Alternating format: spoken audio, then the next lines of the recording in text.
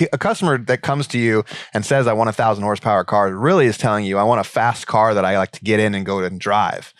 Unless they are just trying to flex for the gram or whatever.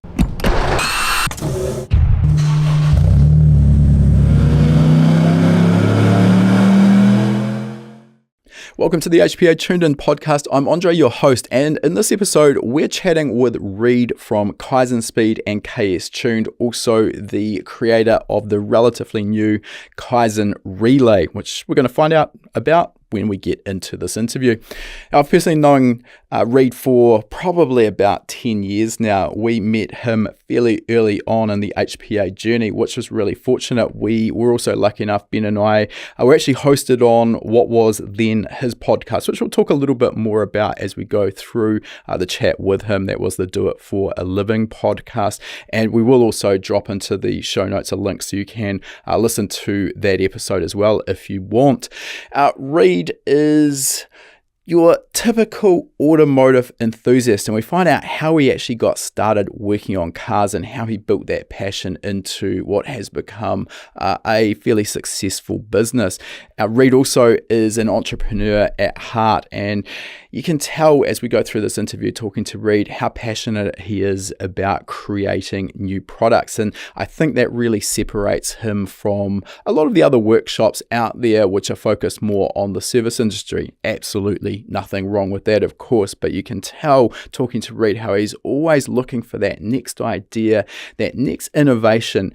And particularly for me, it was really interesting talking about the Kaizen Relay, the process of reinventing something that most of us take for granted, the old-fashioned mechanical relay, and turning that into something modern that sits between the much more expensive power distribution modules that are now becoming pretty much the norm in higher end builds, but they're definitely out of reach for a lot of budget conscious enthusiasts. But of course, there's got to be something in between the PDM and the mechanical relay, which is not without its reliability problems. That's where the Kaizen Relay comes in. A lot of cool features packed into that as well, in particular the ability to control that via CAN messaging, but I won't spoil the surprise. We'll jump into that as we get further into the interview.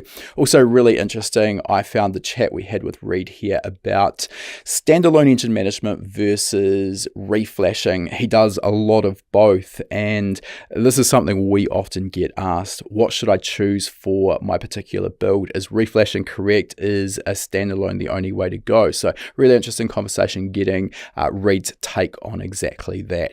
Before we get into the interview, for those who are new to High Performance Academy, we are an online training school and not just a podcast. And we specialize in teaching people how to tune. We specialize in teaching people how to build performance engines, construct wiring harnesses, to learn how to drive faster on a racetrack, and also to optimize their race cars when they're out on the track.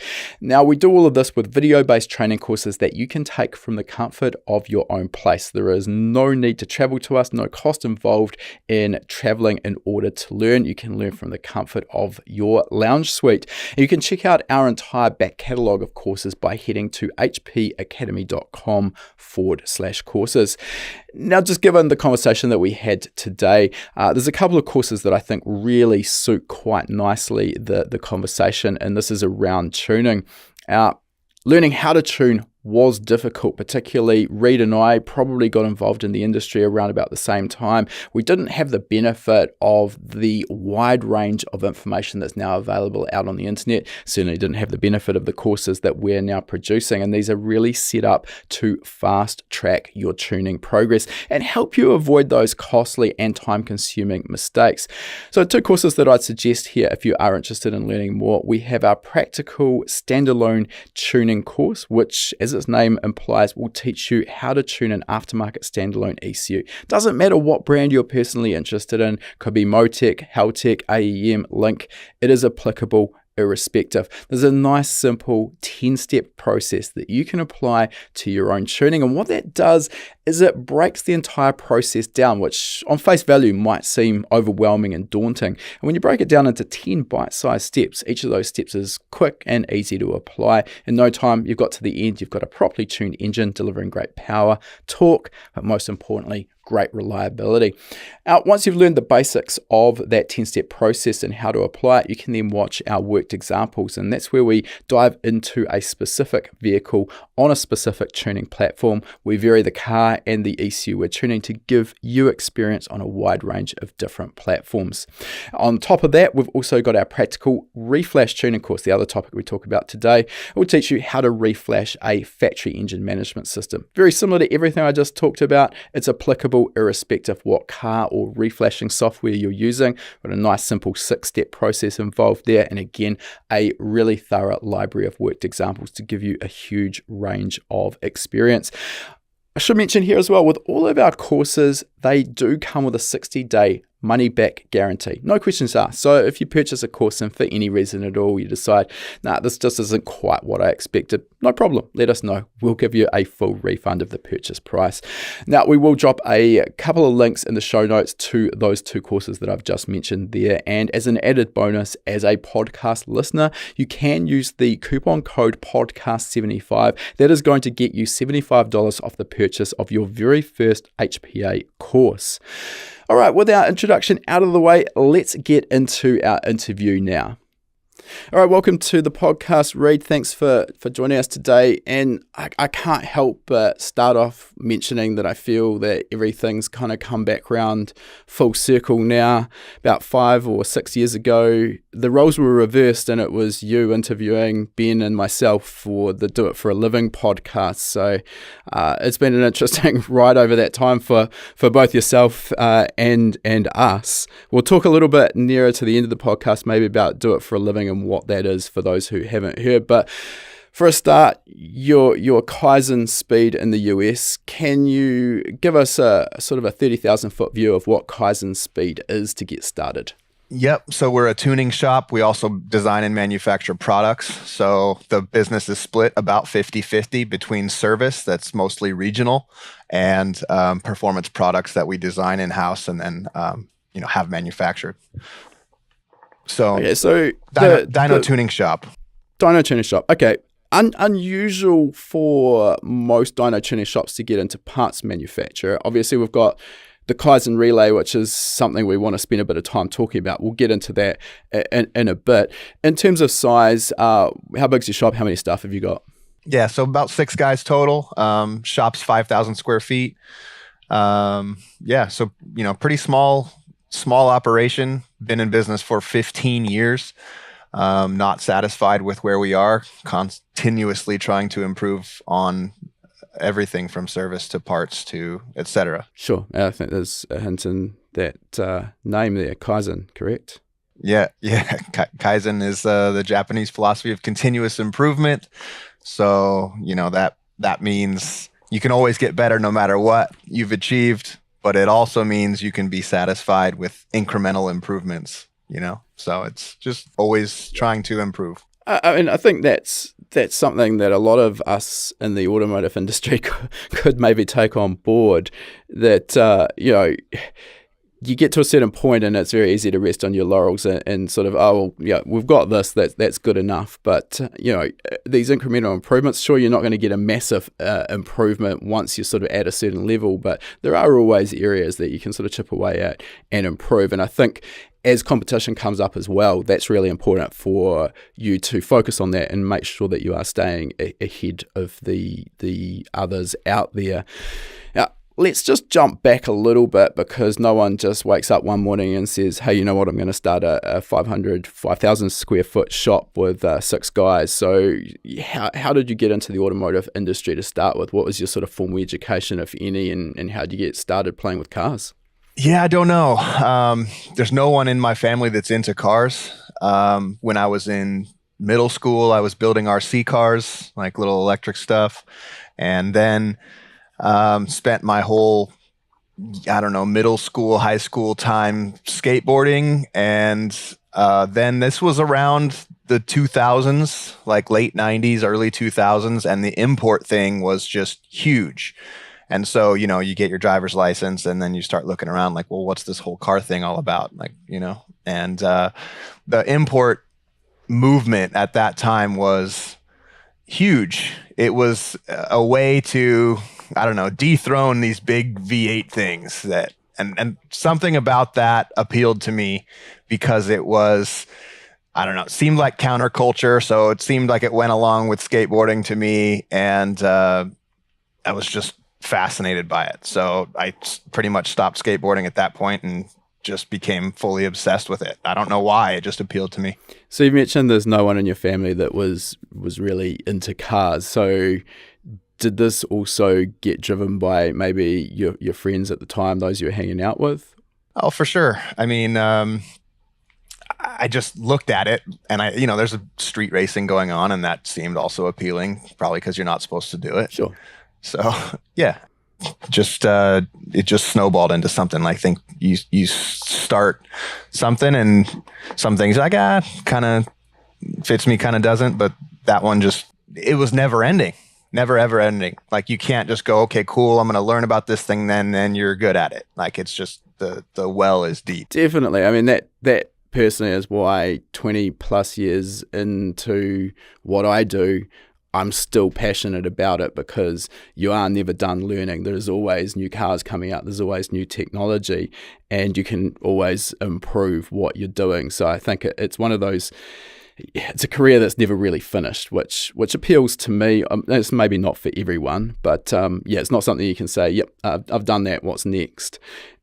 I just don't want to click a clock. Yeah. Yep, I agree. I don't care how much money you make. I want to try and figure out a way where there's overlap between something that I love and where I can make money at it. So like where those two things overlap is where I want to spend my time. I mean, there's the old saying, do something that you love for a job and you'll never work a day in your life. I would argue that maybe it doesn't quite pan out exactly like that, but definitely there's some truth to it.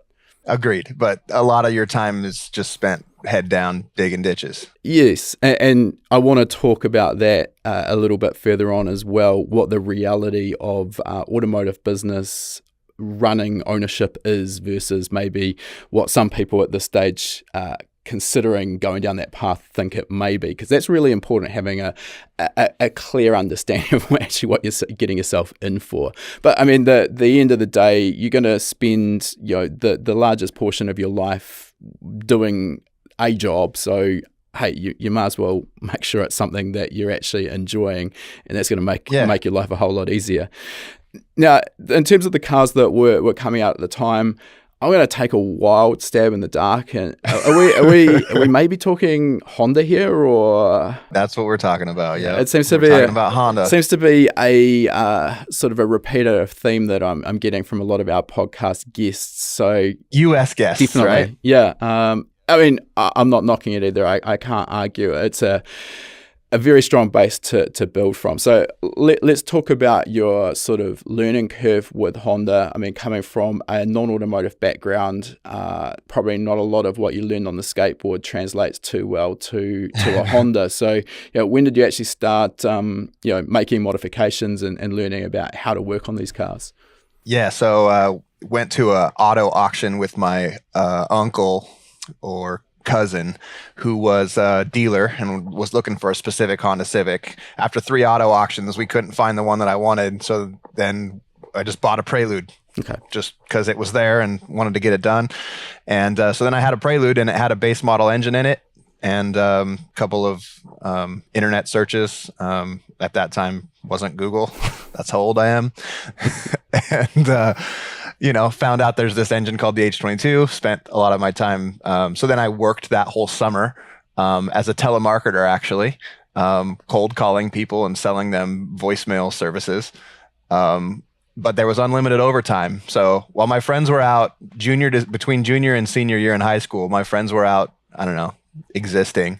I was working 13-hour days because it was unlimited overtime, and I was just trying to save up for this engine. And I still remember that engine cost $2,480 shipped. For some reason, that number sticks in my mind because that was a big part of, that's all I thought about. That's probably a fair chunk of cash back in those days as well. Yeah, I mean, and especially I'm, 16, just turning 17. So that was a shitload, more money than I've ever seen. Yeah, absolutely.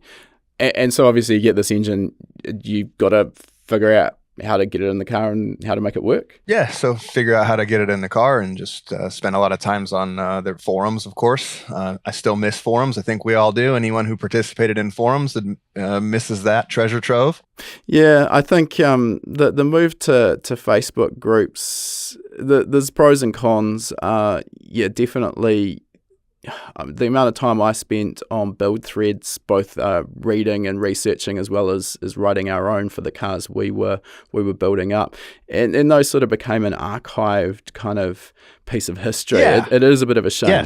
But I mean, that was a reference point that would always be there, and like, I don't know, just the way that Facebook groups are better than just regular posts for sure. So, but.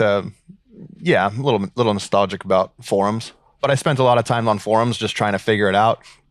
And again, something about that was just appealing because I like to try to solve those problems. I don't know, some problems don't appeal, but man, that one just did. So there was infinite possibilities. You can do all these different modifications to these engines, and it was great. So I take it your learning curve on the Honda brand and automotive in general must have been pretty steep. Did you actually get involved in some sanctioned race events with the cars that you were driving, or was this all kind of, shall we say, street racing?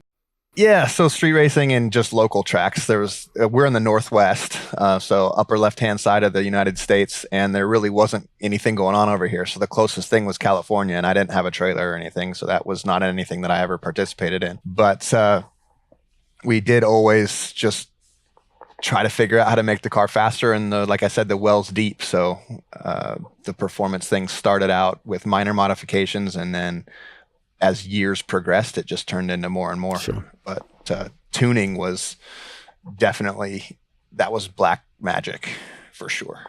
Now, you did get involved in tuning and build a business around it. So we'll talk about the tuning side, but how did you sort of transition from an H22 swap and a Prelude to starting Kaizen Speed? Because obviously there's a bit of a disconnect there. Sure. So one of the things that the H22 has, because it's a rather large inline four-cylinder engine, they have inherent engine vibration that just becomes more pronounced as the displacement increases. So they have balance shafts that spin twice the speed of the crank at the opposite direction. And so one of the big things that was discussed on the forums but never solved was how to eliminate the balance shafts. So there was a discussion whether you just remove the belt and leave them in there, or if you do pull them out, what do you do with the open oil passages? So you'd, drive the bearings out, grind the tabs off, and put the bearings back in with the oil holes not lined up. So to block the now open oil passages.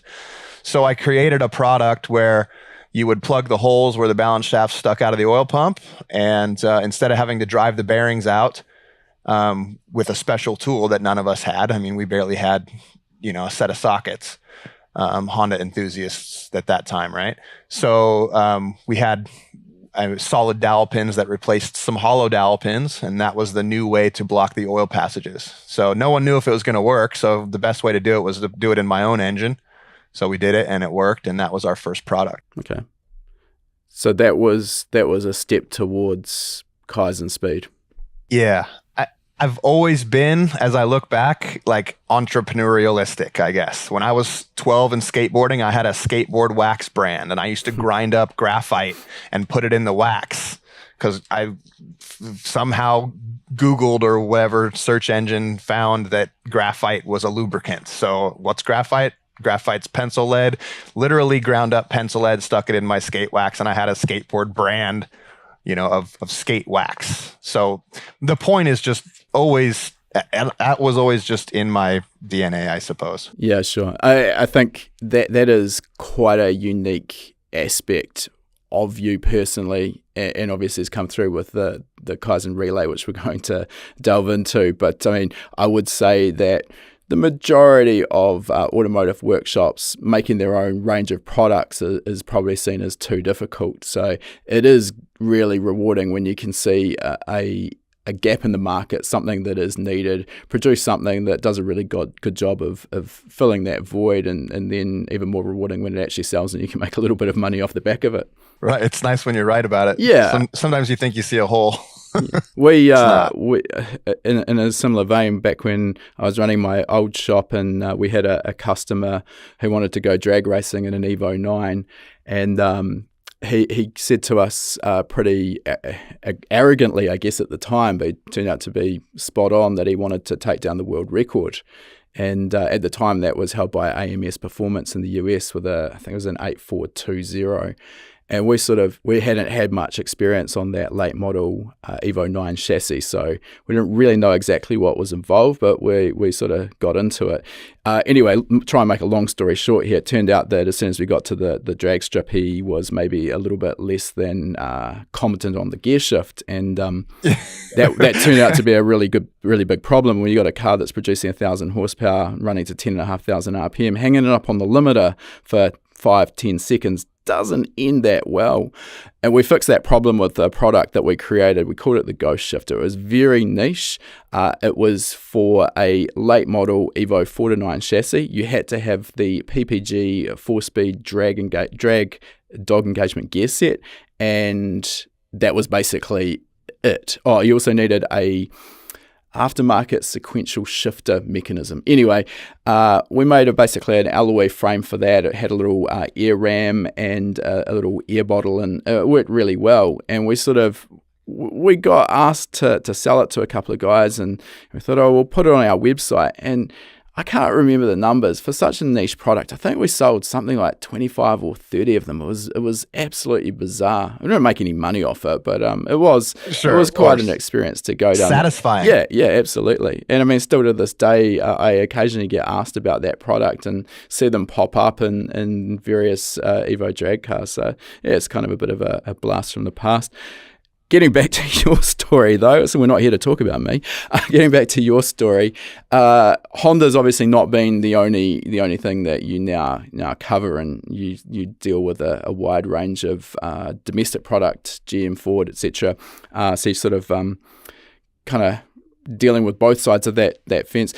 Was that sort of a case of you were getting too many requests for these domestic models, or was the import side of things maybe just proven to not be sufficient to put food on the table? That was entirely a business decision. In fact, we were actively looking for different platforms, played with the BMW N54 platform for about a year and a half, got out of that because I just didn't see it. It honestly seemed like another race to zero platform where people were just constantly bragging about how little they spent on anything. So anyways, got out of that. And then the GM thing regionally where we are is popular, and also, which is pretty common in tuning, that most people aren't doing it very well. So that one just took off like wildfire and has supplemented the product design side of things, which has longer timelines and bigger swings than service. Sure. Nice thing about service is you come in, we work on your car today, with the exception of a large build, but dyno tuning, for example, is done today, paid today. So that's a consistent revenue generator that allows the product side to exist. It's interesting you mentioned that race to zero, because that's something that I also saw through my old shop. I mean, we started and had a reputation for Japanese domestic market vehicles, mainly Mitsubishi, Subaru, a fair bit of Honda in there as well. And I mean, it's awkward. I don't want to pigeonhole the owners of these cars, because obviously there's a wide range, but there was definitely a large subset of car owners that were coming in, and I like to say they had champagne dreams and beer budget. So you'd sort of sit down and list out what they wanted to do, and you're sort of thinking to yourself as you go, right, well, we're probably talking $20,000-$30,000 here, and okay, so what's your budget? It's like, oh, $2,000. Okay, well, yeah, you can do one of those things, one of those list of 25 things that you just put. And that was always a frustration. I mean, obviously as a shop that specializes in tuning and building cars, we wanted to be able to do things at a high level and provide a really good quality product. And I often found that we were sacrificing the quality of the Yes. builds in order to meet the customer's budget. And the problem with that, Yep. you have to learn. Or you sacrifice your own time. Exactly. Yeah. I mean, you'd put 20 hours into a car and ended up charging 10 to the customer, which is not smart business. I think, and this is still the same, I think a lot of people really just fully underestimate the cost of doing these custom one-off jobs. And that's the other issue, was a lot of the work we were doing was not repetitive. It would be different every car that came through the doors. This is exactly how I would have said it. And it makes it very difficult to accurately quote. And then the biggest feedback we always hear in the industry is, customer takes a car into a shop, gets an estimate for X, comes to pick up the car, and the bill is 10X. And that then reflects really badly on the shop.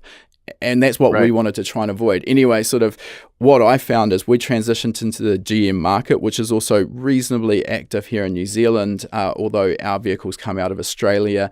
And what we found with those was it was refreshing. We were dealing with generally a slightly older clientele.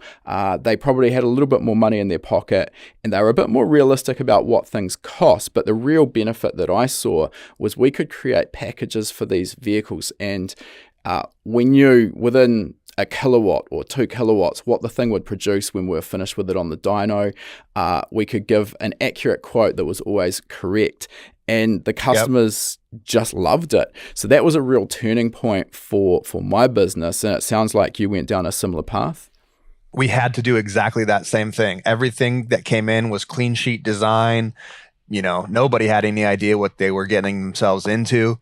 So every build was, new and unique, and what worked last year has evolved both in our knowledge and available products. So every build was exactly like you said. So we had to templatize it, and that's why we completely stopped with fabrication. We stopped, and this sounds unromantic because online and everything. Oh, I want to build custom race car, and everyone's just got a rock hard one for that, and that's just. The way that I've found, if you're so passionate about building race cars, the only way is to sell either your own branded products or what I call OPP, other people's products, and you use your customers or the vehicles that you build as trickle down. So, right, those are your flagship vehicles. Those are the things that attract your attention and give you credibility. And but you just don't make any money there. And people that don't know say, how could you not make any money? That was $50,000. Like, yeah, but that was $100,000 worth of work. So I'm actually net 50 grand negative. I think the other aspect with the industry, and this is starting to sound a bit negative, it's definitely not, and we'll talk a bit more 100%. about this in a bit more detail, but there is sort of a situation with a lot of shops where a customer comes in, gets a quote for taking their car from 200 to 400 horsepower, for an example. So you'll give them a quote with the parts that they're going to require, and then of course they go onto eBay or to their mate who's importing parts out of China or Japan and brings you then all of the parts that you've quoted. They're probably paid a little bit less, probably not a heap less, but a little bit less, and then you're left to basically fit all of these parts, and you're not making any margin on them, which most automotive shop owners that I know of, and certainly it was the case for me, we don't have $1 million sitting in the bank. It doesn't work like this. It is not a job where you're going to be making huge amounts of money. So the margins are slim, and we rely on those parts margins to actually put food on the table, essentially pay our staff, etc.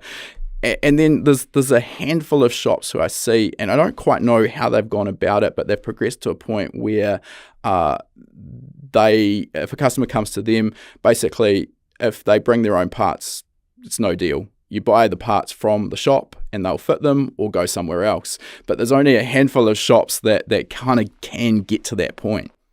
Yep, for sure. We're always scared to do that, and we just recently implemented that with very few exceptions.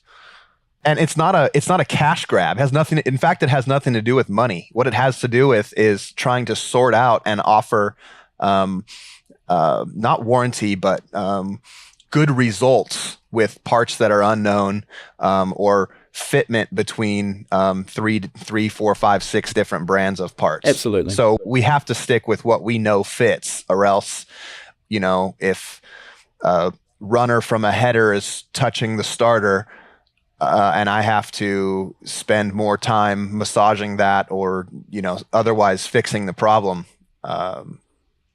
customer doesn't want to pay for that or doesn't understand. I don't know. It's just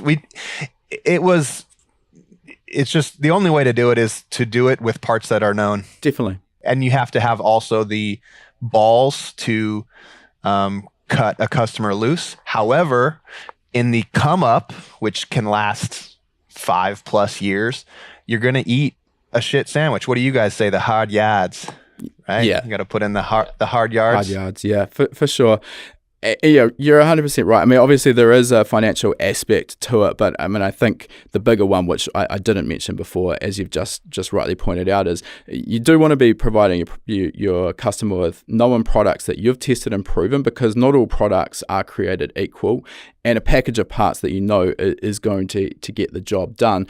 The other aspect, when customers are bringing parts from 5 different sources and you're left with putting them all together and trying to make them work, it gets to be a shit show when something goes wrong, because it becomes a finger pointing exercise. So I actually see for the usually small increase in overall cost, the peace of mind for the customer and knowing that you've got a one-stop shop. If anything is wrong, if something fails, you know exactly who to talk to, and there's going to be there should be no argument.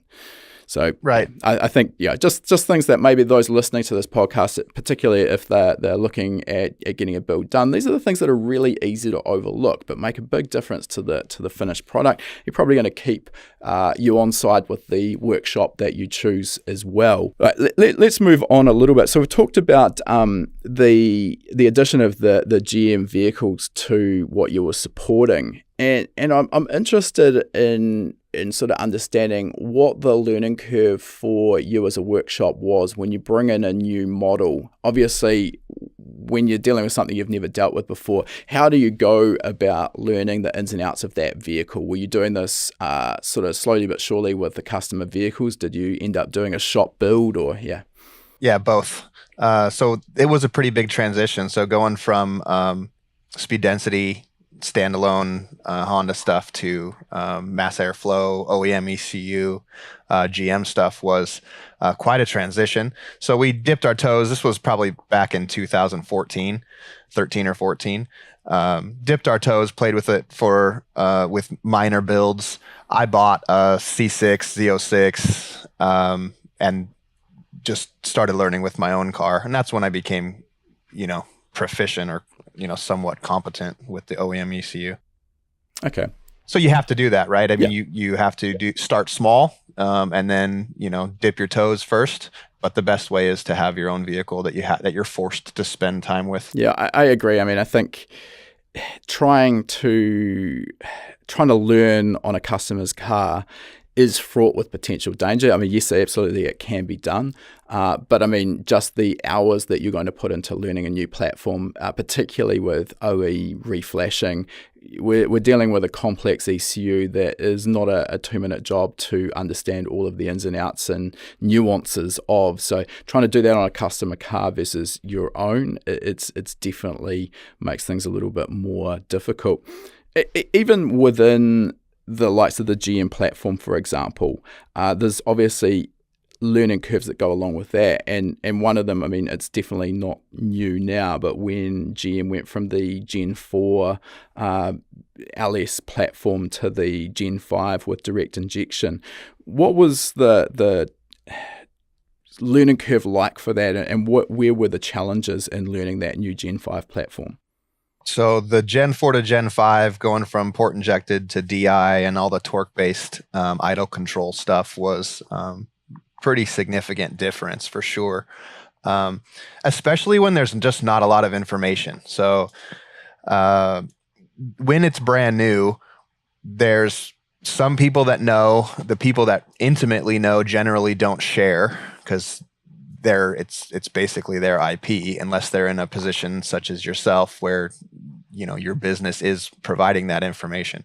But it's tough. It was just a lot of time, and a lot of trial and error. But it's the same thing that any new platform is. You just have to spend time with it. So you just have to know that when you're transitioning to a new platform, you're going to spend significantly more time learning than just Yeah, absolutely.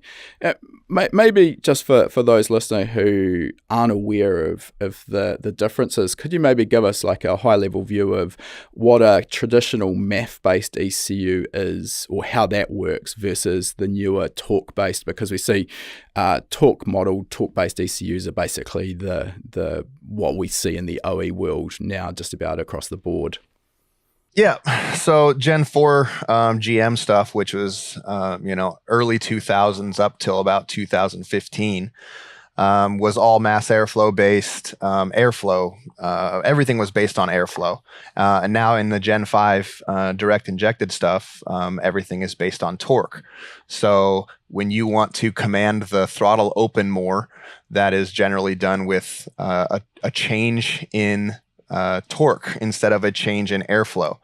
So it was just a big transition, and trying to understand what the torque tables, how they affect things, which things are affected in the background that maybe you don't find out until a little bit later. So yeah, I mean, that was just a different transition. Okay. And I mean, the challenge there is one of the biggest drivers that the factory ECU has to control. You just mentioned is the throttle plate, throttle body. So, you can basically in a torque-based ECU add all of the go fast parts to the engine that should, in theory, add up to, let's say, another 100 horsepower. And then you go put it on the dyno and you find out that you're nowhere near that. And in fact, maybe sometimes worse than stock. But when you actually dig into the data logging, what's happening is that factory ECU is actually just closing the throttle. So you could be mashing the throttle pedal through the firewall, but because it's a drive-by-wire throttle, the ECU is like, nah, I've got this. Don't worry about that. I'll just close that down for you, and you don't have what you think. Exactly. I remember actually the first one we did was almost, I think the only modification was an intake on a new C7 Corvette, and so like literally about as stock as it could possibly get. And there was just these throttle closure, 20-30% throttle closure in the mid range, and you're going, wait, why is that? What is that all about? And that was really my first experience with torque based stuff.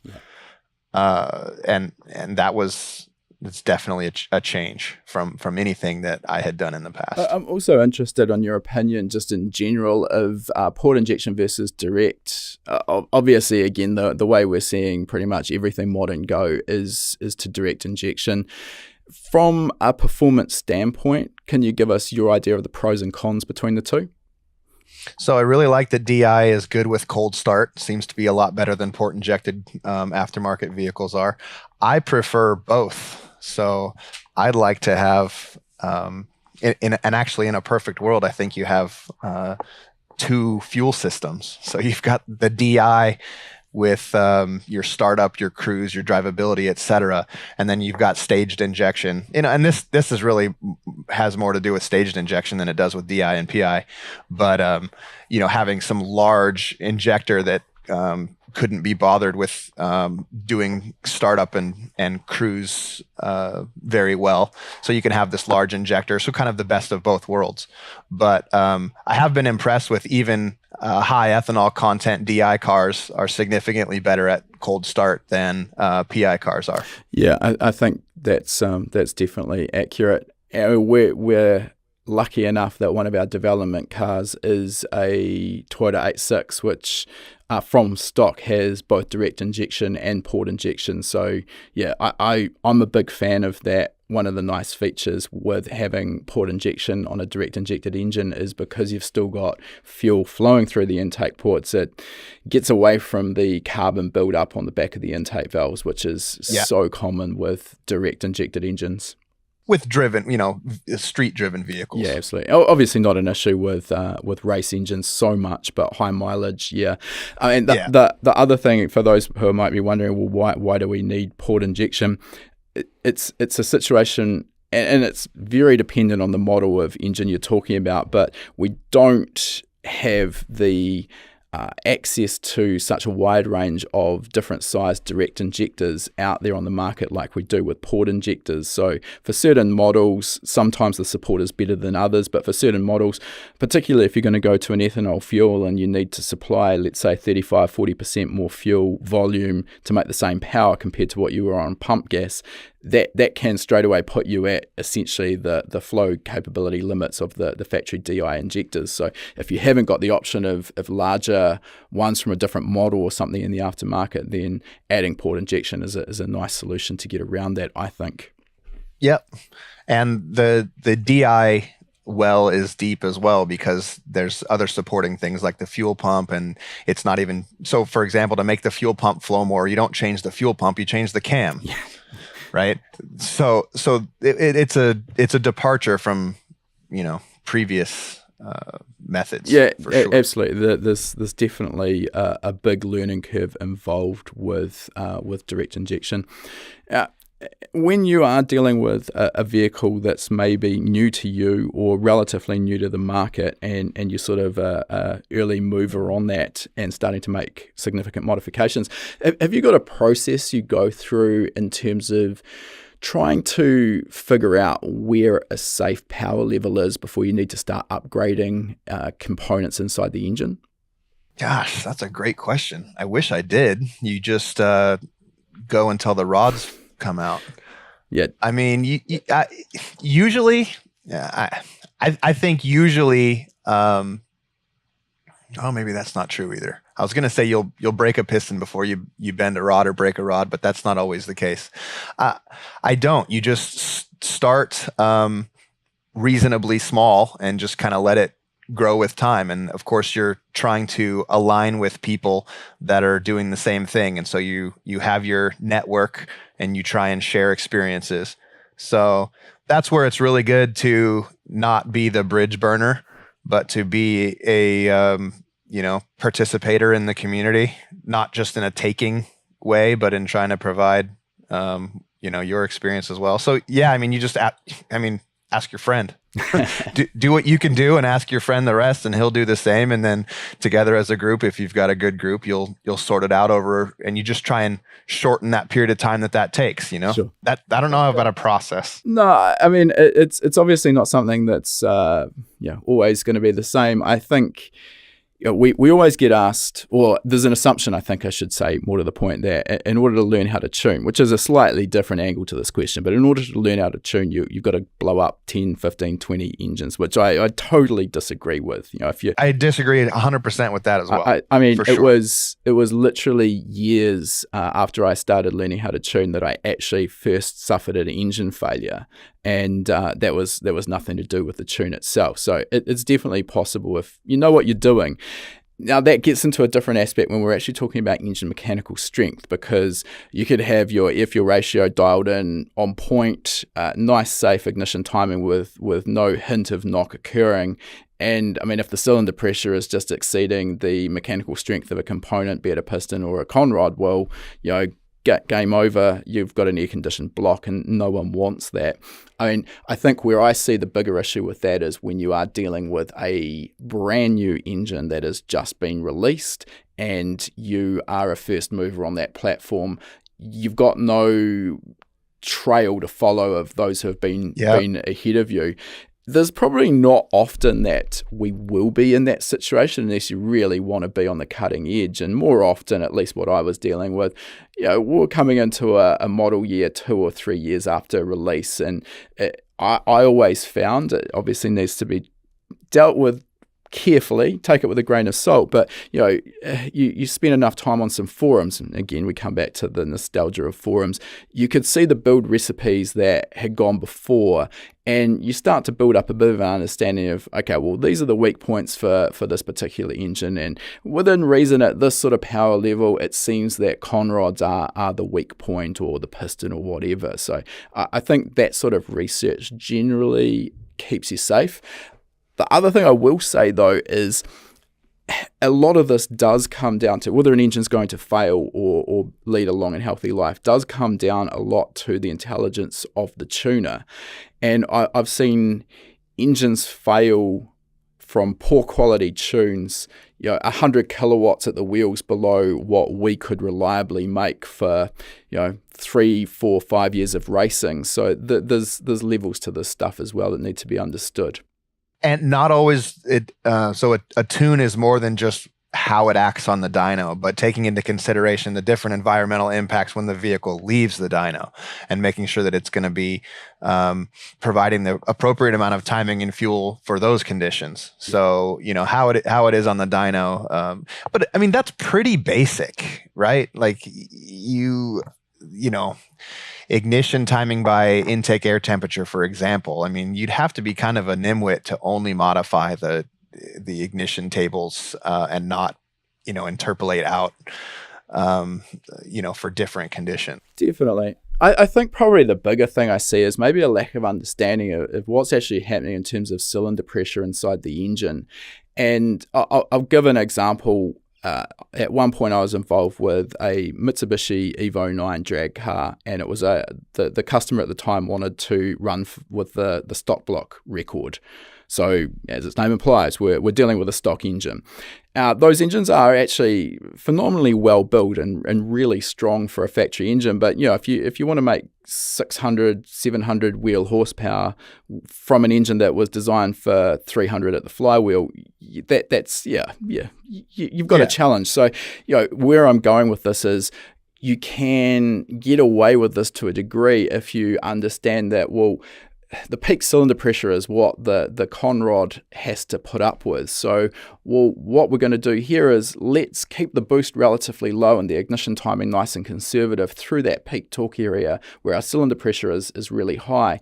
And then once the torque starts to drop away, well, what we can do is then feed some more boost in and keep that torque relatively flat right the way out to the red line. And I think it's the subtle things like that. I mean, that's not rocket science, but these are the things that are easy to overlook, and why some tuners can hold engines together while others consistently have them fall to pieces. Sure, 100%. Moving on to the tuning solutions, and we've sort of touched on a little bit of this already. I mean, in the early days, when you were getting started with the Honda platform, Honda is actually a great solution, which was around back then, but the other solution which was popular for the likes of those earlier vehicles, which was simpler, was an aftermarket standalone ECU. Basically, we rip out the stock ECU, wire in or plug in a standalone, instant full control over everything in real time. These days, particularly with the late model GM, Ford, well, just about anything really current, it's much more difficult to do that with the complexity of the communication between the different modules in the vehicle. So it's difficult but not impossible. So we are much more likely now to be reflashing, or in other words, retuning the factory ECU. Can you give us your sort of ideas on pros and cons of reflash versus standalone? Sure. I think that reflashing is probably good for 90% of what you can accomplish. And then as you start to get into really big horsepower stuff where you have really large injectors or multiple fuel pumps, enormous intakes, things like that, then it just makes sense to go to a standalone. Then the downside at that point is it's just a dollar amount, because in my opinion, a Motec can do everything that the factory ECU can do, including run all the factory transmission control module, gauge cluster, HVAC, everything. The only downside, if you really look at it, is just cost, but it's a significant cost. So I think a lot of times people think they want more power than they really do. Oh, I couldn't agree more. I think the internet, unfortunately, has a lot to answer for with that. And I mean, even back the later days of my shop, we'd have customers come in and say, look, I want 1,000 horsepower. And you knew that they'd probably never driven a car that had a genuine 400 horsepower. And trying to educate on the street in particular, a well-built 500 horsepower version of what that person was driving would be more fun and much faster than the 1,000 horsepower version. But I think the problem has come with bragging rights and dyno sheets on internet forums and Facebook, and now everyone thinks that they need 1,000 horsepower to have fun, and it's simply not the case. Yeah, I mean, it's becoming more the case because 1,000 horsepower is becoming easier and easier, and the aftermarket's catching up with clutches that are less terrible to drive. They actually have maybe a little bit of engagement, etc. But I do agree that in the significant number of situations, what a customer that comes to you and says, "I want 1,000 horsepower car," really is telling you, "I want a fast car that I like to get in and go and drive." Unless they are just trying to flex for the gram or whatever. I think I probably do need to actually add a couple of caveats to what I've just said, because my reference there is I'm sort of thinking my bread and butter back in the day, which would be the likes of an Evo or a Subaru STI. And we recently had John from ShepTrans on the podcast, and he's talking about his R8, which puts out, if memory serves correct, 1,700 wheel horsepower, runs a high 7 on the quarter, and literally drives like a stock R8 on the street. So, there's levels to this stuff, and what we can get away with, on these modern vehicles with dual clutch transmissions and a bit more capacity. Yes, we probably can have more power, and 1,000 probably isn't actually that ridiculous. But but it's just a money thing. That really is.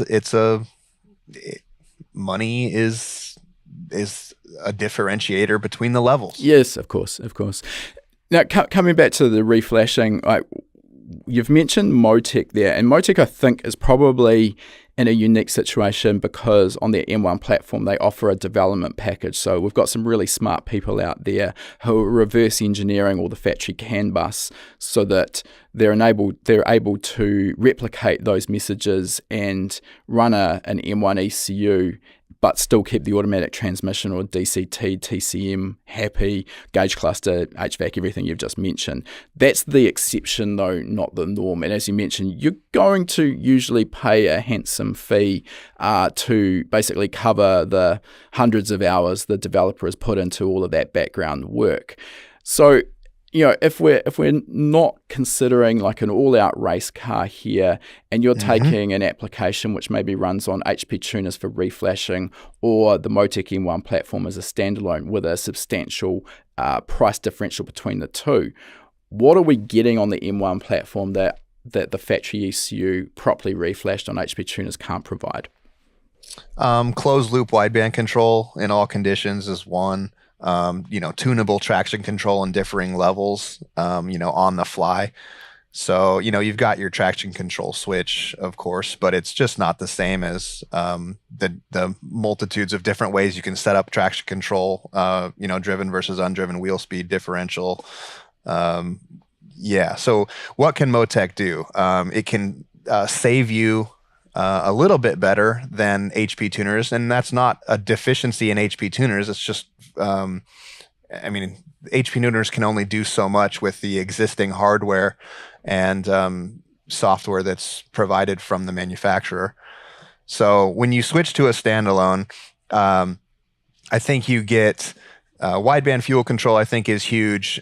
Tunable traction control, I think is huge. Integrated boost control, differing types of boost control strategies, map switching on the fly. Those are the types of things that you can do with external components with HP tuners or with a reflash. You've got now a smorgasbord of, an external boost controller. You've got maybe an external traction control device that's, modifying signals to the ECU. So, but again, you don't need traction control if you've got a big enough tire or if you only race on prepped surfaces. So for 90% of people, I think the stock ECU does well. And there are a lot of people that try to, stock ECU record. And that's just another one. I mean, everybody tries to break every kind of record. You've got the stock ECU record, the pump gas record, the whatever. Yeah, I mean, obviously bragging rights are important. It seems like as time goes by, we're getting more and more ridiculous records for the fastest red GTR with a white gear lever on it or something of that nature. I don't know. It's getting a little out of hand, but I mean, I know people do like to claim records. I think I'll add one more element that you didn't touch on, which I think is really important with that transition between reflashing and standalone, is data logging. Because it's tricky, and we don't have the quality of data logging through a reflash platform that we can in the aftermarket. And I mean, the reality is what we've sort of just talked about there. There's no black and white line where you want to go here, you must go standalone. You want to go here, you must go reflash. It's more shades of grey in that area. Yeah, series of trade-offs. Yeah, and understanding those trade-offs. And I mean, I think in essence, in most cases now, with the popular platforms, there's not a lot that we couldn't do with reflashing.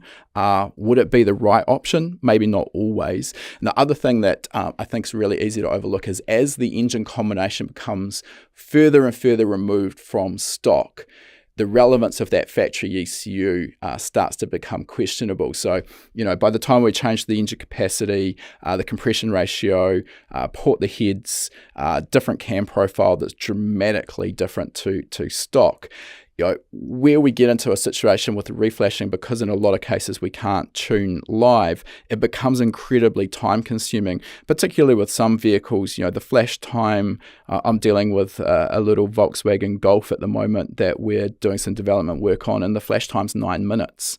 So you start to think twice about making a 5-degree change to the cam timing at 4,500 RPM, because that's a substantial time you're wasting on the dyno just sitting there scrolling Instagram while the flash continues.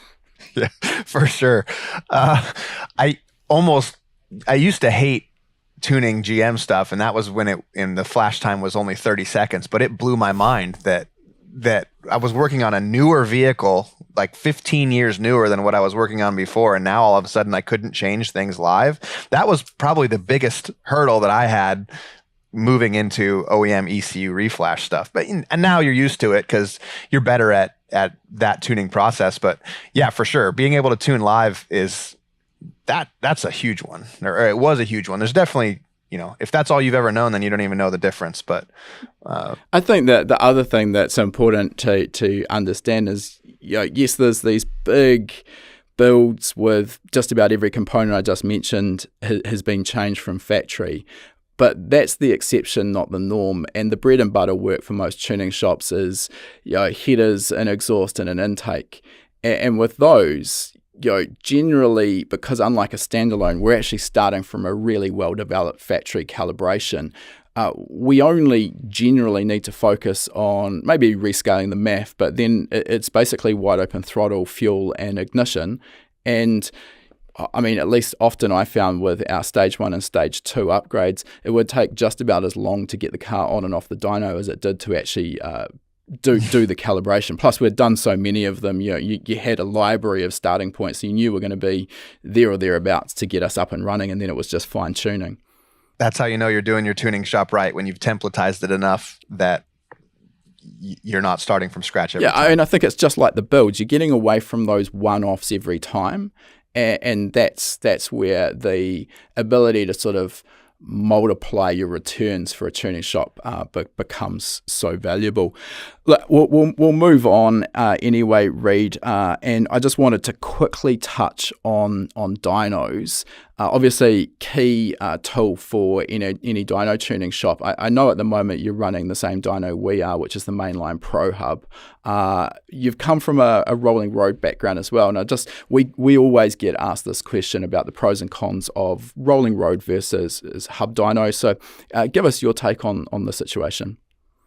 Having had the hub dyno now, that's no comparison. The only hiccup or hesitation I had over the years was how much of a pain it was going to be to jack up every vehicle, remove the wheels, etc. I think it takes a little bit less time actually, and especially as knurling on the rollers would wear out, and we were, towards the end, we were constantly fighting traction issues, sometimes on 450 horsepower cars. So we had a joke in the shop that we would do strap tuning as much as we would do engine tuning. So tuning how we would actually let it crawl up onto the front roller a little bit. So we would tune it just the right amount of traction over the lower control arms in the rear, and then retaining straps backwards so it could actually crawl up onto the front roller like it's a dyno jet, like on some old big roller dyno, and it would have more traction when it was on top of the front roller instead of kind of in between the bed of rollers. So long story short, it became such a pain. And with these vehicles now that make, there's like the C7 Corvette Z06 from the factory makes 650 wheel torque, or 600 wheel torque, etc. So and it's on a PD blower, so it's immediate. So we were having these issues where we'd lose traction even on a stock vehicle before we've even done anything. So I really love the hub dyno. It's fantastic. The only downside is that you have to have, if you do a plethora of vehicles, you got to have all these different hub adapters. However, the 3-4 hub adapters that we have fit 90% of vehicles. And this also goes back to, if you're trying to be everything to everyone, you're going to fail. Yeah. So, as long as you're specializing, then that's not even an issue either. So I absolutely love the hub dyno. It's amazing. Yeah, I couldn't agree more. I think the usual argument I hear is that it takes so much longer to put the car onto the hub dyno, which you've just mentioned isn't really the case. I was kind of fortunate in that I started with my tuning business. We had a Dynapack hub dyno, which is a really great device. It's hydraulic based. I'd say the downside of the Dynapack dyno, which they really still haven't addressed, is in this modern era, it just can't handle the power that we produce. So that was a downside. When we started High Performance Academy, I moved to a mainline rolling road, started 2-wheel drive, went 4-wheel drive.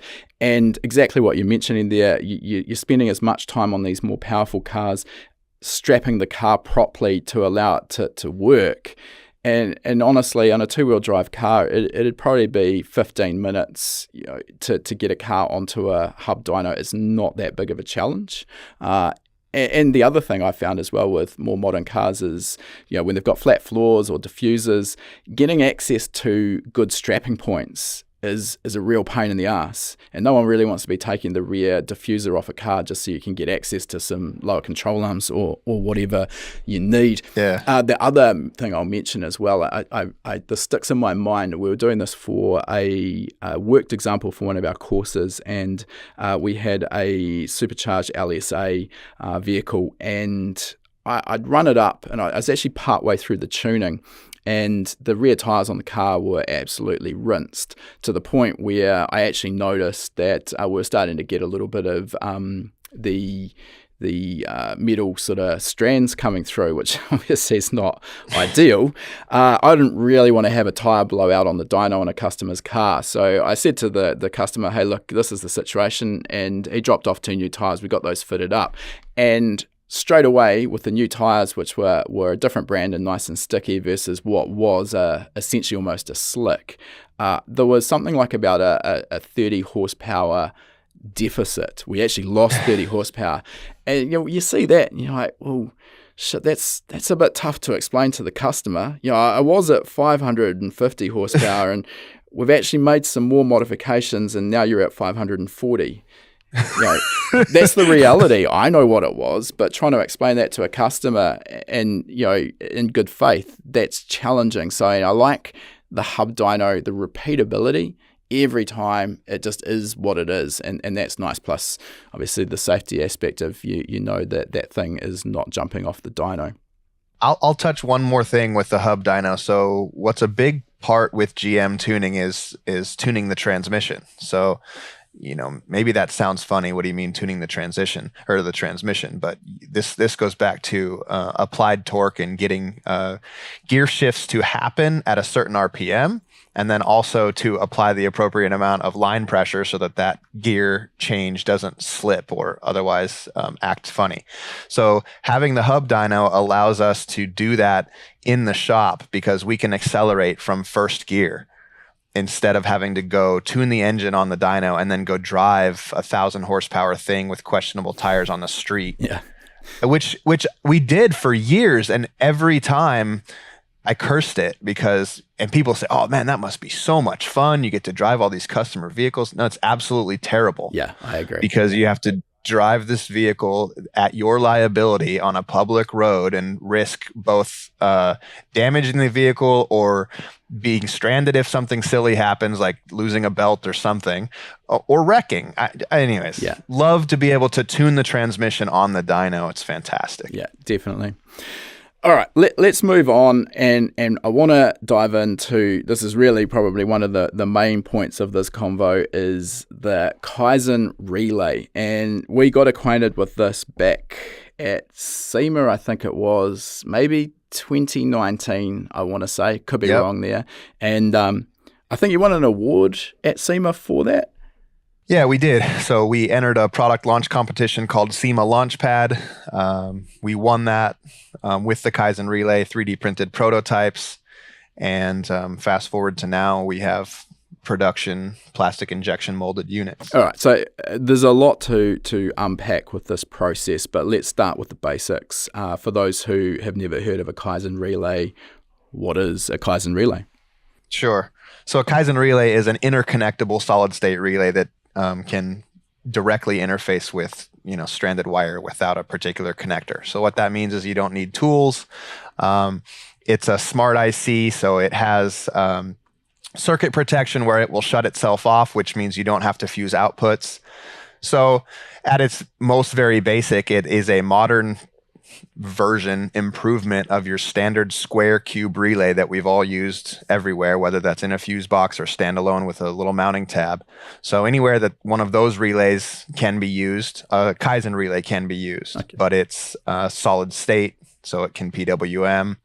And then we have an optional control module to allow CAN access. Okay, again, a bunch of stuff to dive into there. For those who may be unaware of that term solid state, can you tell us, in a nutshell, what that means and how that actually differs from a conventional mechanical relay? Sure. Instead of mechanical contacts actually, making contact and completing a circuit, you've got an integrated circuit or a MOSFET internal to the device, and you can provide a PWM signal to control the speed of a motor or the brightness of a light. Okay. So this is essentially the same internal technology that modern power distribution modules are using to get rid of relays and fuses entirely, correct? That's right. So think of each Kaizen relay as one channel of a PDM, one very high ampacity channel of a PDM. Now, you've gone a little bit further because, I mean, in itself, solid-state relays are not anything particularly new, but where you've sort of differentiated yourself and made this a really useful product is in several terms. You've mentioned the ability to connect wires to it without needing any tools. You don't need to be crimping or doing anything of that nature. And then the ability to basically daisy chain these together. So can you talk to us, first of all, about how the interconnectability works with them? Sure. So we applied for our patent, and actually we're just recently granted our U.S. patent. And what that covers is the ability to interconnect relays in a standalone fashion. So the way that you would use a Kaizen relay is you would wire the first one in the same way that you would wire any relay. You've got battery power, you've got an output, you've got a ground and a trigger. That trigger can be a switch to ground or a switch to supply power. And once you power one relay, that same power and ground is available on the left and right hand side. So with another Kaizen relay, you can just attach it and it is instantly powered. So it has battery power and ground supplied through an internal bus. So massively sort of improving or reducing the workload for the person actually doing the wiring installation? It's a forethought thing. So as much as we like to believe that we know everything that a project is going to need, undoubtedly it's going to need something else down the road as the project grows. So the idea here, so we were installing relays so often, and we would install, started with 1, 2, 3, turned to 4, 5.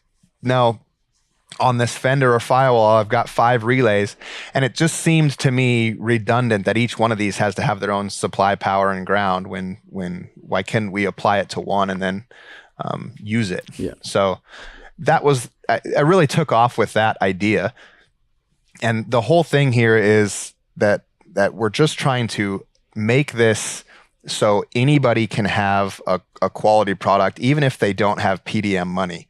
Like, simplicity is the name of the game, right? We wanted access for everyone, so anyone can install them, not just specialists, because not everyone has the skills that like you have, the tools, even if they won't admit it. But everybody wants a quality build. Definitely. So the whole thing is every a PDM or even weatherproof old school relays, you'd have to maybe comb through a data sheet to find out if it was going to handle the current that you wanted. Okay, now you got to find part number for the relay, for the connector, for the contacts, and for the crimping tool that you're going to need. And that's fine if you do this every day, but I wanted to build something that was of quality and really just covered 90% of the use cases. And so we started out with just a relay that was going to be interconnectable. Okay, well, if we're going to design it from scratch, it might as well be solid state. Okay, well, if we're going to design it from scratch, let's make it terminate wires without tools too. Okay, all right, well, let's add some LED status indication. Okay, let's add like a little test button. And so it became this and actually we de-featured it so it wasn't just this Swiss Army knife, because what we're really trying to do is just it's just a badass solid state relay in its most basic form. Yeah. But it can do a lot of PDM things too. Let's talk a little bit more about the wiring connections, because I had a play with this at SEMA, and we did a video with you then that maybe we can link to in the show notes as well, which goes into that prototype in a bit more detail than we can here. Obviously here we don't have the benefit of images to work with, but yeah, tell us how that wiring connection works, because it's something I had never seen before, and as you'll recall, I was a little bit skeptical, but you made me a believer. So yeah, tell us how it works. Yeah, 100%. So it's a spring cage clamp internal. So there's a lever that you lift up that compresses a spring cage clamp internal, and you just remove a 1/2 inch of insulation from your wire and insert it and snap the lever down, and that captures the wire and clamps it up against a solid copper bus bar internally.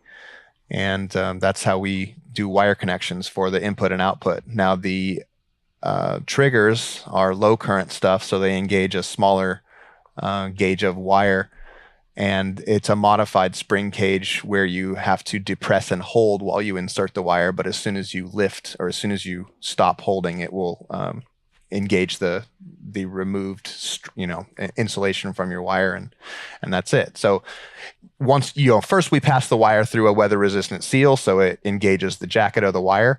So we're trying to keep the electrical contacts from exposure to the elements.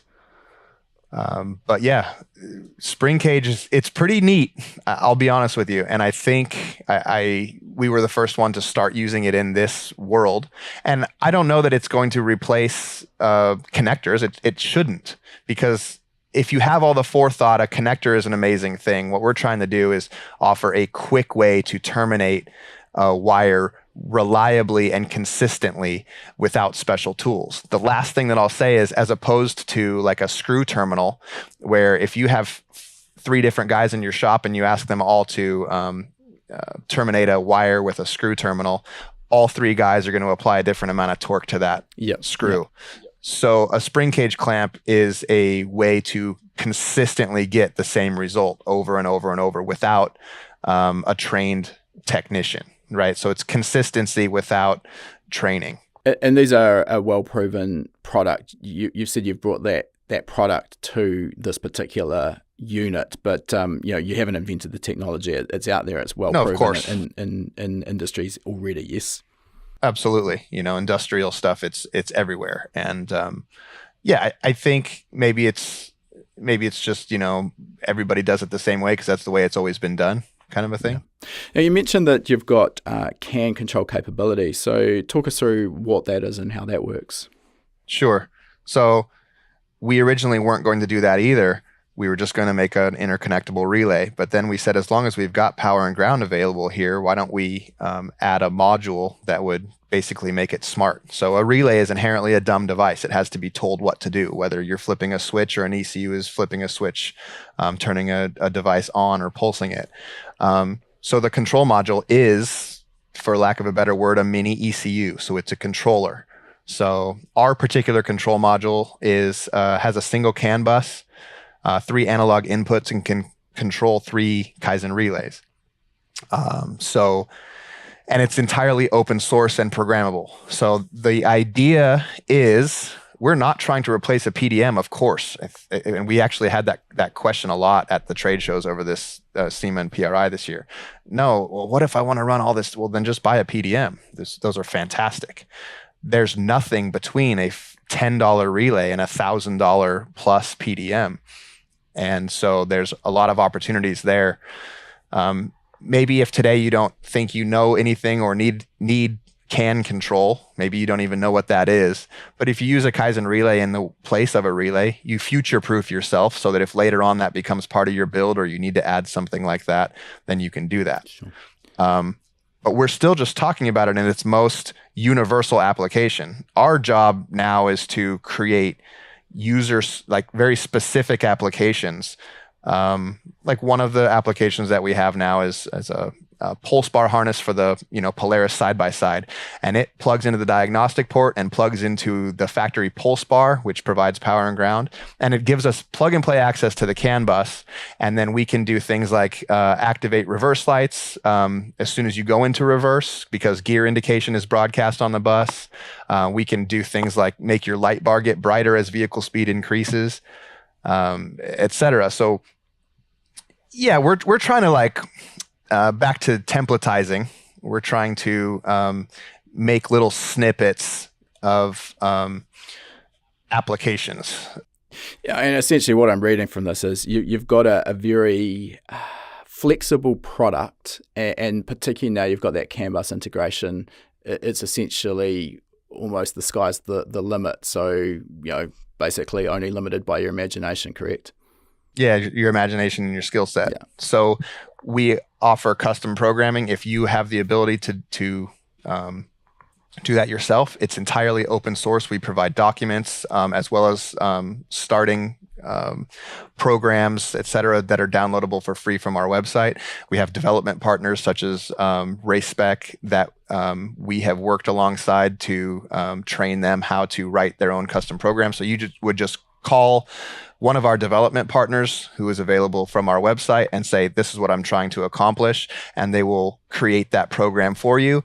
And then you own it. Sure. So the other aspect that is unique is that we want you to build with Kaizen relays. So it doesn't have to be a Kaizen relay. It can be your own branded product. With enough quantity, we'll mold them in yellow and you can have HPA solid state relays, right? Yeah. In terms of the journey you've been down with this product from inception of the idea through to now having a saleable product, and I'm guessing that was maybe about a 3-year process. So I could be off the mark there. What have you learned? How much harder or maybe easier was it than you had envisaged? And I guess ultimately, would you do it again knowing what you know now? I would for sure, because I learned so much along the way, from design to iteration, manufacturing. But I would not have had, if I would have tried this a couple years earlier than I did, I would have failed, because I wouldn't have had the patience and I wouldn't have understood really what it was going to take. So I started this thing understanding this was going to be a shitstorm of a project. I had unknown unforeseens. I had never done this manufacturing process, any of these manufacturing processes before. So, but I'm a stubborn fuck. So once I decide I'm going to do something, I'm just on it. And just on it, just no matter what. I mean, yeah. So I won't bore you too much with all this details, but it was just a significant learning curve in the same way that you don't know how to tune. So you start looking for who does know how to tune, what resources are available. And then it's just a matter of spending the time. Yeah. So yeah, it was a significant investment of time. One of the things that I would always be concerned about from a manufacturing standpoint is the risk of someone ripping off the design. And you've mentioned that you've just had a US patent approved. Does that patent really give you full protection? How much of a concern is a company in China, for example, making the Kaizen version of their own version of the Kaizen relay? Is that sort of play on your mind at all? Sure. So a patent is just a shield. Really all it does is it costs you a bunch of time and money and gives you the opportunity to spend more time and money pursuing anybody that infringes upon it. So definitely, right?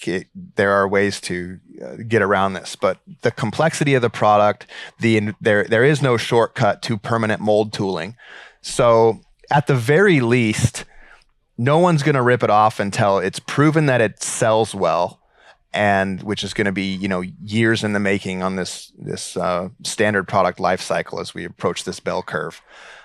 No matter what, it's going to be years in the making. So right now we've sold 1,000 pieces. As we grow and improve that over the next 2 to 3 years, then it starts to become significant numbers, and all the pirates that are out there watching it, at that point they say, okay, now it makes sense, get started. So I've got a 4-year head start at the absolute very least. I mean, I guess the other thing is over that time you build up that brand recognition and people will know, like, and trust the product. So we can only hope at that point that pirate products come out that, given the choice of the genuine article or something that's a knockoff, hopefully people will continue to choose your product. I'm not really that worried about it, to be honest with you. Sure. But one other thing I want to say is people always worry about this. Oh man, you know what? Oh, don't do that. Someone's going to rip that off. What I would say is, if somebody says that to you, literally, I would challenge you to try and get someone to rip off your product. So literally, you have an idea, spend a week trying to get someone else to make it. Like, look, I have this really good idea, and approach people who would potentially be, rip you off or whatever. And they're not as interested and excited about your idea as you think they are. Interesting. Yeah, I wouldn't really have looked at it that way, but it makes sense. In terms of the finished product now, it is for sale. Can you give us a sense of what the retail price point is for one of these? Yeah, so Kaizen relays are $99. And a control module is $125. A control module can control 3 relays. So for a CAN-enabled 3 output device, 40 amps per device would cost you $425. Okay, so as you say, you're definitely not as cheap as the conventional mechanical relays, but you're spanning that nice sort of area between the conventional relay and the PDM, which, as you say, maybe $1,000 give or take is probably an entry point for PDM. So yeah, it does seem to sit nicely in the middle. It's the only way that you could actually develop a CAN-enabled product and include it with a kit. So really, our biggest initiative is getting even small shops to use Kaizen relays as a part of their product. So if you've got an application that, say is an aux fuel pump is a really popular application that we've worked with lots of different shops on.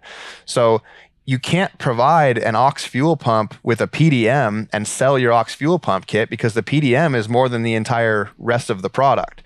So if you now have a piece of hardware that you can build your product on and include with. That's what we're trying to do. So if you're going to build a product with the Kaizen Relay, we'll write the program for you for free and you own the IP. So I can't be the guy in the Subaru world. I can't be the guy in the A90 Supra world and in the truck world. And I can't be all those people. So we want to have a piece of hardware that the person that is the man or the go-to in every different segment, will help them build their products with our hardware. Sure. Yeah, and that makes sense. It's quite a unique business model, and I applaud you for going down that path. I think it's definitely the way to get these out there in much more volume.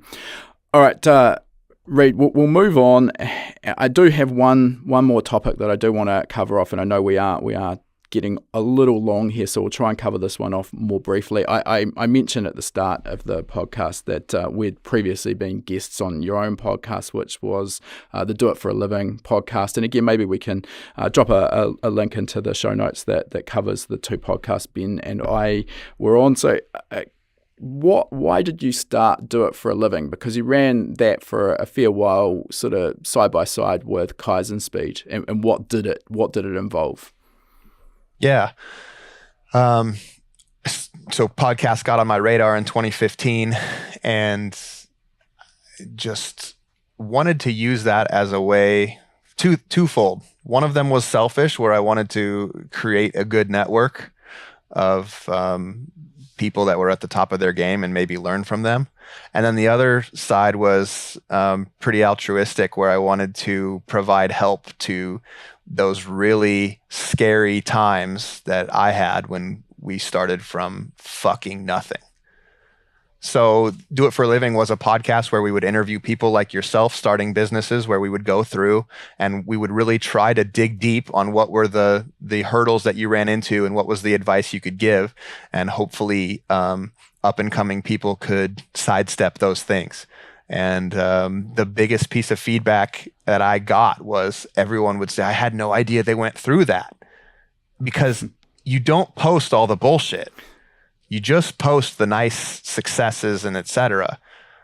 And of course, everybody goes through, the difficult, scary stuff too. But man, just that, I still get that feedback now. I had no idea that they went through that. I'm like, yep. Yeah, 100%. I mean, I think it would be exactly the same for every business. And, for those who maybe look at where High Performance Academy is at right now, I mean, essentially it's been an overnight success that's been essentially 20 years in the making, because what we do now with High Performance Academy was born out of 13 years of owning and running my own performance shop. So yeah, call that 20 years to get to overnight success status. And exactly. You're going to see that with every shop. I know I've listened to a range of the guests that have been on that podcast, and it has been really inspiring. And I think for those who are looking at a career and making a business in this industry, you can start usually with some fairly rose-colored glasses on. The usual sort of path I see, and this is exactly what I went down, is a guy or girl is good at a thing, be that tuning or fabrication or spinning spanners on a car, and wants to make a business out of what they're good at. And then they get into it and they find that business is actually only maybe 30 to 50% that, and the other 50 to 70% is running the business. And we see over and again, those who start automotive businesses often are lacking in the business skills side of things. Is that sort of fair? Is that what you sort of experience as well?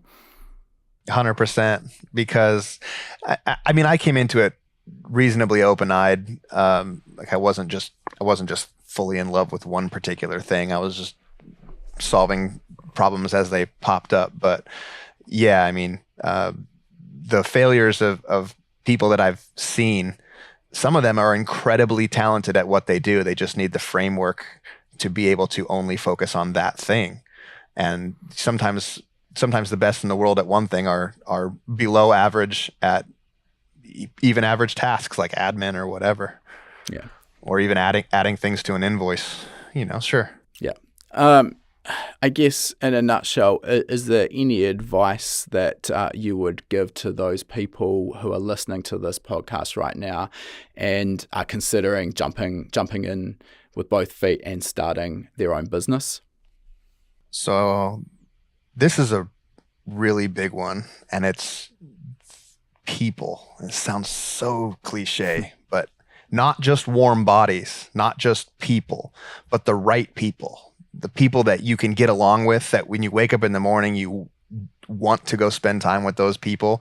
And then they also have to have the skill sets that you need. So people have been, when I was doing terribly, it's because I had the wrong people on my team. When we do great and things just fall into place, it's because, when I stop and get past the situation, the reason it fell into place is we just had the right people. So and it takes a really long time sometimes, I've tried to identify all the characteristics of the traits that I need for the work that their day-to-day work, but still it fails. Well, why is that? They ticked all the technical boxes. Well, it's because they didn't see my vision. We didn't get along. We didn't understand the world in the same way. Yeah. That's an excellent answer that I don't think too many people maybe consider. And, through my business experience so far, I 100% see exactly that. Every time I've been in a situation where we've been struggling and we've sort of ended up with an unenjoyable work environment, it's often been as a result of a staff member that's been a bad fit. And it's tricky because you look through a CV, a resume, and on paper, they're excellent at the technical job. I would actually say that their ability to do the technical job is often less important than their fit with the culture that you're trying to build. And I can't emphasize enough how important culture is, because if you don't have a place where everyone is on the same page, pumped about the journey you're on, and enjoying coming to work in the morning, it's not going to end well. So I always say that the technical skill or technical capability of a new hire for me is less important than that person's fit with the business, because obviously you're not going to employ an idiot just because they're nice to hang around with. But if you've got someone with the right mindset and technical capability, you can train them to do the technical side of the job, but you cannot change a person's mindset, I don't believe, if they're not a good fit for your culture. Yeah, and so it's got to be both. Yeah. So it's got to be, they have to be technically proficient and a fit. And that's harder to find a culture fit than it sounds. 100%. So the only way that we've found it is to spend time with those people. And I've found that it takes more than 3 months even.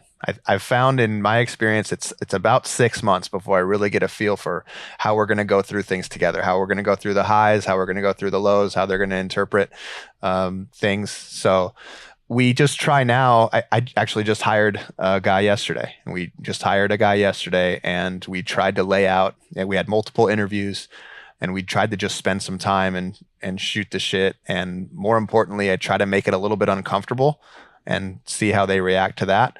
And those are just the real low hurdles. And now we just laid out the expectation that, look, it's going to be 6 months before we know if this is going to work or not. Sure. And yeah, so we actually make it kind of, if we find somebody that we like, we maybe want them to I wouldn't say jump through some hoops, but I want to go through the shit with you, elbow to elbow. I want to go through the shit with you and you'll find out who I am, and I'll find out who you are, and we'll build the team. Yeah, no, it makes sense. All right, Reed, let's move towards wrapping this thing up, and we've got the same questions we ask every guest. The first of those is, what's next for you and Kaizen Speed in the future? What's on your radar? Product design, just going hard in product design, and trying to see the Kaizen relay through to everything that I have that I want for it. So yeah, I'm still 4 years in now. I'm still super stoked and proud and moving forward with lots of different things. So we're just just running like crazy trying to create products that use Kaizen relays. Yeah, awesome. So that product design, both with that and with the other brand. So yep. No, I mean, it's products. Yep. Sounds like a good focus.